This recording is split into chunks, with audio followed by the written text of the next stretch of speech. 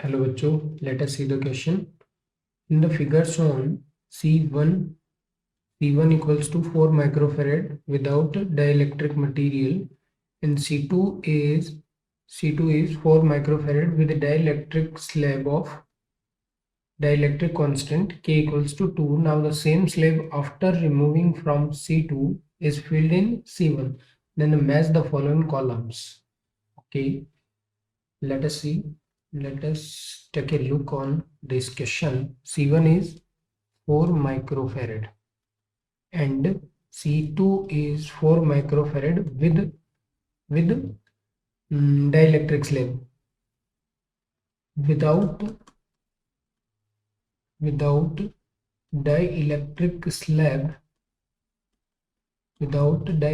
slab, C2 is 2 microfarad. क्यों भाई? अपन जानते हैं कि कोई भी डाइलेक्ट्रिक स्लैब आप किसी भी कैपेसिटर के अंदर फील करते हैं तो उसका कैपेसिटी इंक्रीज होता है, that is C M equals to K times of C original.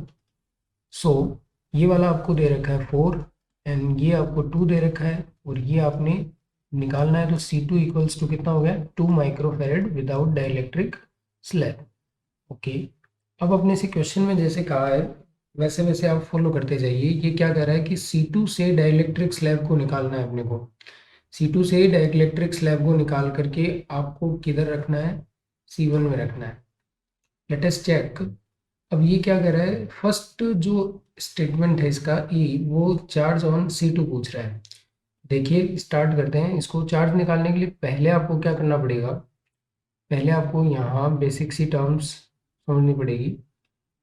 अपन ऐसा मान लेते हैं कि ये C इक्विवेलेंट है इनिशियल कंडीशन में, दैट इज ये दोनों सीरीज में है. दोनों सीरीज में है तो अपन कैसे लिखेंगे? C1 C2 upon C1 plus C2. और ये कितना आएगा? 4 into 4 upon 4 plus 4 8, that is 2 microfarad. Okay, अब अपन डाइलेक्ट्रिक स्लैब निकाल लेते हैं किसमें से? तो अपन C फाइनल बोल देते हैं इसको, C इक्विवेलेंट फाइनल बोल देते हैं. तो जब इसमें से डाइलेक्ट्रिक स्लैब निकाल करके आप यहाँ रखोगे तो ये जो C1 है इसकी नई वैल्यू क्या आने वाली है आपके पास? 2 into 4 microfarad is equals to 8 microfarad. ये वाली वैल्यू आने वाली है. सो यहाँ जो आंसर आएगा C1 dash C2 dash over C1 plus C2 dash. Clear है? अब इनकी वैल्यू रखते हैं अपन. इसका 8 into 2 upon 8 plus 2 that is 1.6 microfarad. तो अब ये क्या कह रहा है कि अब C2 का चार्ज आप देखिए. C2 का चार्ज पहले क्या था? C2 का चार्ज, या आप ऐसे कह सकते हो कि ये जो अपन ने इक्विवेलेंट कैपेसिटी निकाली है वो डिक्रीज हो रही है. तो दोनों ही कैपेसिटर पे चार्ज की वैल्यू डिक्रीज होगी. दोनों ही कैपेसिटर पे क्या होगा? चार्ज का वैल्यू डिक्रीज होगा, because capacity decreases then Q also decreases.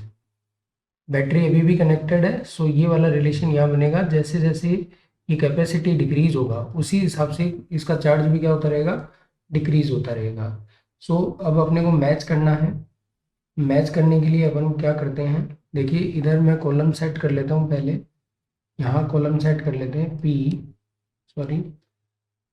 Column set करते हैं. यहाँ ए में किसको मैच करना है? बी में, सी में और डी में. यही है. अब देखिए charge on capacitor C2 will decrease. तो ये ए के अंदर जो मैचिंग आएगी वो अपना क्या आएगा? Q. अब नेक्स्ट को अपन चेक करते हैं. सेकंड ऑप्शन को चेक करते हैं, energy stored in C2. Energy stored in C2 को आप कैसे चलोगे? U2. और अपन इसको कैसे लिखेंगे? 1/2 C 1/C2. इसको अपन ऐसे भी लिख सकते हैं. और अपन इसको पोटेंशियल दोनों के लिए सेम है तो अपने को एग्जैक्टली पता नहीं चलेगा. अपन इससे चेक करते हैं, Q अपॉन C. अब आप यहाँ ध्यान से देखना है आपको कि एनर्जी पे क्या बनेगा. पहले इस पे चार्ज कितना था और अब इस पे चार्ज कितना है वो अपने को देखना है. क्लियर है बात? चलिए देखते हैं.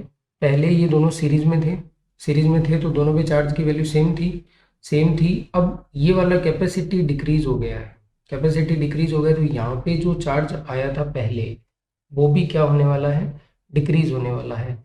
और चार्ज की वैल्यू आप आसानी से कैलकुलेट कर सकते हैं। तो आपको क्या सोचना है यहाँ पे Q का वैल्यू क्या हो जाना है, हाफ हो जाना है। Q का वैल्यू हाफ हो जाएगा, बट अपना ये जो C है, सॉरी, Q का वैल्यू क्या हो जाएगा, Q इज 1.6/2, 1.6/2, इट इज 0.8। ये Q का वैल्यू क्या होने, Q का वैल्यू तो ऐसे हो जाएगा, बोथ इन दोनों कैपेसिटर पे Q का वैल्यू इतना आएगा। बट आप जानते हो कि C क्या हो रही है, C हाफ हो गया है, C भी क्या हो गया, हाफ हो गया। तो ये वाला जो फॉर्मूला आप यूज करेंगे, C अगर डिक्रीज हो रहा है तो एनर्जी इंक्रीज होगी, और ये भी क्या हो रहा है, तो यहाँ पर अपन क्या बोलेंगे कि U2 will be increase, U2 will increase. तो बी ऑप्शन किससे मैच करेगा, P से मैच करेगा। ठीक है जी। अब देखिए, अब नेक्स्ट अपने को देखना है, पहले बात क्या थी भाई, यहाँ देखो ये कैपेसिटी जब डाइलेक्ट्रिक मटेरियल के साथ था तो कैपेसिटी कितनी थी, 4 माइक्रो थी। जब आपने इसमें से डाइलेक्ट्रिक स्लैब निकाल ली तो इसकी कैपेसिटी कितनी रह गई है, अब 2 माइक्रो रह गई है। कितनी रह गई है कैपेसिटी, 2 माइक्रो। तो अपन ये कह सकते हैं क्या कि जब और ये जो चार्ज है ये भी क्या हो जाएगा भाई, ये भी क्या हो जाएगा, 0.8 टाइम्स हो जाएगा, पहले का कितना हो जाएगा, 0.8 टाइम्स हो जाएगा। और इसकी कैपेसिटी क्या हो जाएगी, हाफ हो जाएगी। जब आप इनको दोनों इस फॉर्मूले में रखेंगे तो आप देखिए सी का वैल्यू डिक्रीज हो रहा है, हाफ हो रहा है।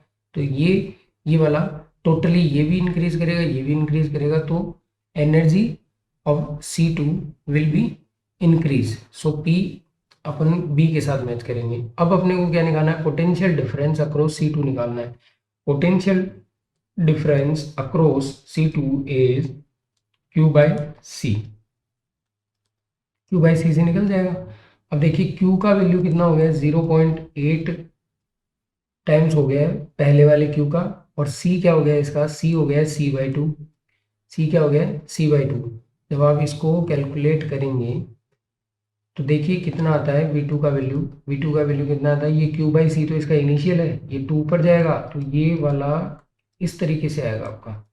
और इस तरीके से आने का मतलब है कि V2 का वैल्यू इंक्रीज हो रहा है, V2 का वैल्यू क्या हो रहा है, इंक्रीज हो रहा है। तो इसके सी में भी आपको किसको मैच करना पड़ेगा, विल इंक्रीज, सो सी में भी P करना पड़ेगा। अब ये क्या कर रहा है, electric field between the plates of C2, electric field between the plates of C2। अब E2 की वैल्यू अगर आप निकालना चाहते हैं तो वो E2 की वैल्यू कैसे आएगी, V2/D आएगा क्या, V2/D आएगा, V2/D आएगा। या आप ऐसे कह सकते हो कि E का जो वैल्यू है वो V के क्या होता है, प्रोपोर्शनल होता है। E का जो वैल्यू है वो V के क्या होता है, प्रोपोर्शनल होता है। तो V2 इंक्रीज हो रहा है तो E भी क्या होगा, इंक्रीज होगा। सो द आंसर इसमें भी क्या आएगा, P आएगा, इसमें भी क्या आएगा, P आएगा। ये आपके आंसर है इस क्वेश्चन के। Thank you, best of luck.